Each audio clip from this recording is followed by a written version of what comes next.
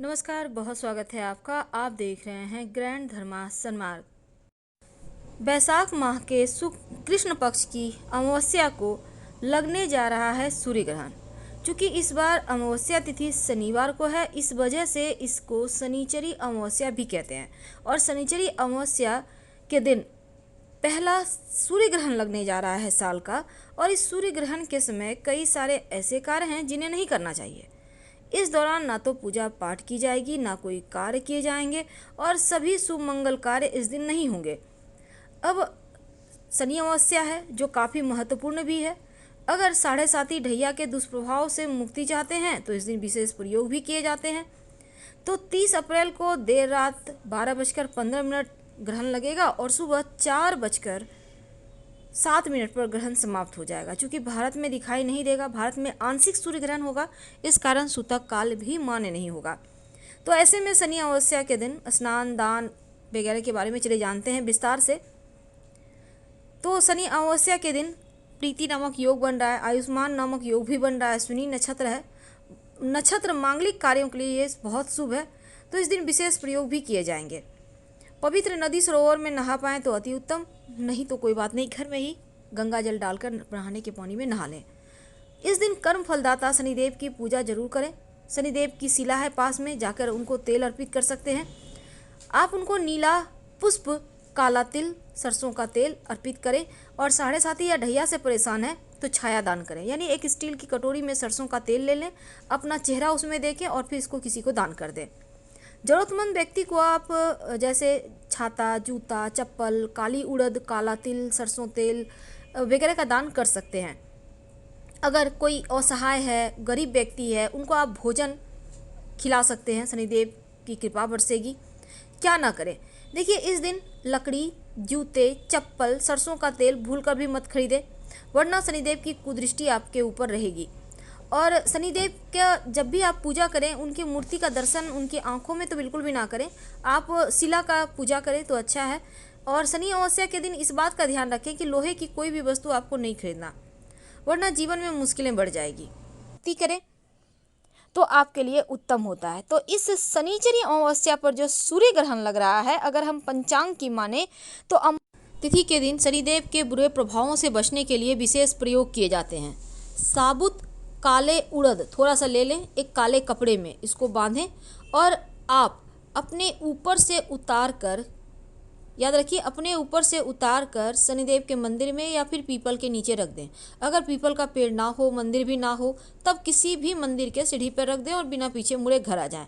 जीवन की मुश्किलें समाप्त हो जाएगी। शनिचरी अमावस्या के दिन अगर आप शिवलिंग पर 1 लोटा जल अर्पित करते हैं, जल में कुसा घास डालकर, आप कुछ करें या ना करें, पर कुसा घास डालकर अगर अर्पित कर दें तो आपके पितृ शांत हो जाते हैं, जीवन की मुश्किलें दूर होती है, आपके जीवन में जो परेशानियां हैं वो समाप्त होती है और राहु केतु के अशुभ प्रभावों से भी मुक्ति मिलती है। चूँकि शास्त्र कहता है कि ये अति दुर्लभ संयोग है और वर्ष भर में केवल 1 या 2 बार ही शनिचरी अमावस्या होती है, लेकिन अगर इस दिन सूर्य ग्रहण हो जाए तो आप जो भी काम करते हैं उसके फल कई गुना अधिक मिलते हैं। बुरे काम का भी फल मिलेंगे तो अच्छे काम का भी मिलेंगे। अगर कुंडली में पितृदोष है तो राहत पाने के लिए शिवलिंग पर आप जल में 1 चुटकी काला तिल डालकर, या फिर कुसा घास है तो प्राथमिकता दीजिएगा, जल में कुसा घास डालकर शिवलिंग पर अर्पित करें। कुसा घास लोटे से नहीं निकलता है तो हाथ से निकालकर शिवलिंग पर रख दें। पितृ तृप्त हो जाएंगे, आपको आशीर्वाद दे के जाएंगे, शनिदेव की 7.5 ढैया से भी बचे रहेंगे। अनेक तरह के दोषों से राहत पाने के लिए इस दिन आप खाने पीने की वस्तु दान जरूर कीजिएगा। तो शनिचरी अमावस्या के दिन बहुत सारे प्रयोग किए जाते हैं, लेकिन आज हम आपको एक खास प्रयोग बताएंगे। देखिए सबसे पहली बात, इस दिन आप गाय को अपने हाथों से, याद रखिए अपने हाथों से, आपके घर में जो रोटी बनाया ना, आप पहला रोटी ले लीजिएगा और इस रोटी के ऊपर आप 1 बूंद तेल लगा लीजिए, ज़्यादा नहीं, 1 बूंद तेल, 1 चुटकी काला तिल, थोड़ी सी मीठी वस्तु रख लें, अपने ऊपर से 3 बार उतार कर गाय को खिला दें। आपके जीवन में जो भी परेशानी होगी, बाधाएं होंगी, वो समाप्त हो जाएगी। अगर आप इतना नहीं भी कर सकते हैं, आप चाहें तो गुड़ की डली ही उतार के खिला दें। जो भी खिलाइएगा अपने ऊपर से उतार के खिलाइएगा, चूँकि इस दिन सूर्य ग्रहण है, शनिचरी अमावस्या है, तो अपने ऊपर से उतार कर ही खिलाएं। गाय ना मिले तो कुत्ते को ही खिला दें, लेकिन उतार कर ही खिलाना है, शर्त यही है। दूसरी बात, चूँकि शनिचरी अमावस्या के दिन स्नान करने के बाद पीपल में जल देने का विधान है, क्योंकि पीपल के वृक्ष में त्रिदेव का वास होता है और त्रिदेव का वास होने के साथ शनिदेव भी प्रसन्न होते हैं। इस दिन पितृदेवों के निमित्त उनको भी तर्पण किया जाता है। जब अगर आप पितृदेवों को तर्पण करना चाहते हैं तो आप नदी सरोवर में नहाने के बाद आप वहीं पे कर लें, या अपने घर में नहाते हैं तो वहीं पे कर लें। 1 लोटा जल में 1 चुटकी काला तिल, अगर कुसा घास है तो उसको डालकर आप पितरों को तर्पण कर दें। सूर्य को ही जल अर्पित कर दें, बस वो पितृदेव को ही चले जाएंगे। और इसके बाद आप पीपल के पेड़ की पूजा कीजिएगा। तो जब आप पीपल के पेड़ की पूजा करेंगे तो 1 लोटा जल में 2-4 बूंद दूध, याद रखिए ज़्यादा दूध नहीं आपको हम बोलेंगे बर्बाद करने। ज़्यादा है, आपको इच्छा है कुछ करने का तो किसी गरीब को दे दीजिएगा, या पास के मंदिर में रखाइए 1 पैकेट दूध।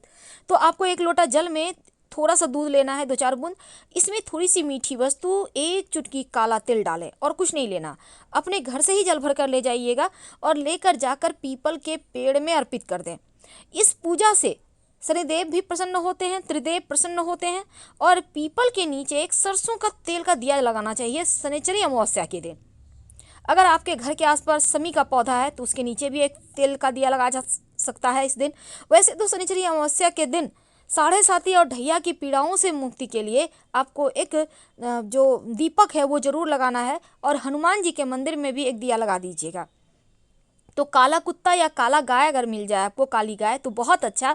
और ना मिले काली गाय या काला कुत्ता तो किसी भी गाय कुत्ता को आपको रोटी में सरसों का तेल लगाकर सिर्फ अगर खिला दें तो शनि के बुरे प्रभावों से मुक्ति मिलती है। तो शनिचरी अमावस्या के दिन शनिदेव को सरसों का तेल भी अर्पित करने का विधान है। अगर आपके घर के आसपास कहीं शनिदेव की शिला है तो वहां जाकर आप अर्पित कीजिए, लेकिन हाँ, शनिदेव के आंखों में मत देखिएगा वरना शनिदोष चढ़ जाएगा। पितृदेवों की शांति के लिए आप नदी के किनारे तर्पण कर सकते हैं, श्राद्ध कर सकते हैं, मंत्र जप कर सकते हैं, और इस दिन अगर संभव हो तो 1 बेला व्रत रख लें या फिर सात्विक भोजन खाएं।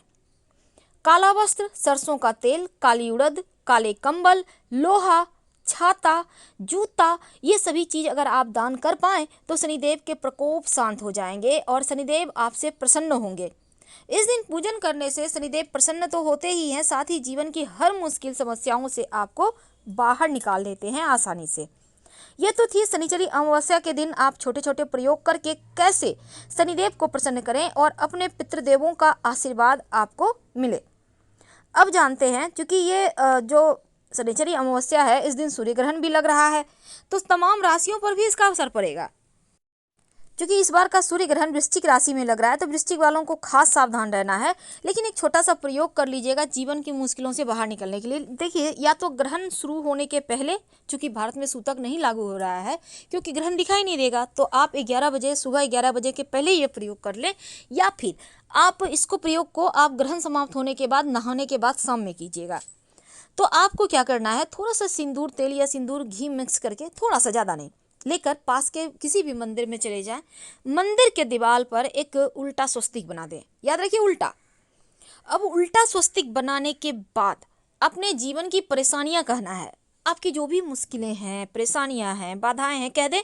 अब कहने के बाद आप बिना पीछे मुड़े घर आ जाएं।